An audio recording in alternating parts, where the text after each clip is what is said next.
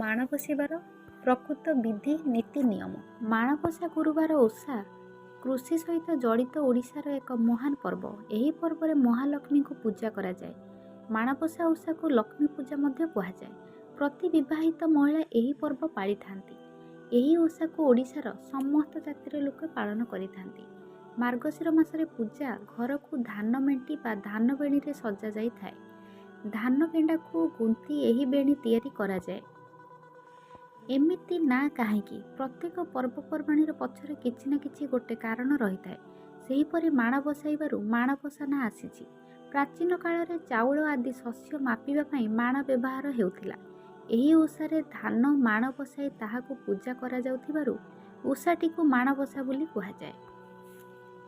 ପାଳନ କରିବାର ବିଧି। ମାର୍ଗଶିର ମାସରେ ପ୍ରଥମ ଧାନ ଅମଳ ଆରମ୍ଭ ହୁଏ। ଚାଷୀ ଧାନ ଅମଳ କରି ଘରକୁ ଆଣିବା ଆଗରୁ ତାର ଘରଣୀ ଏଥିରେ ଧଳା ଧାନର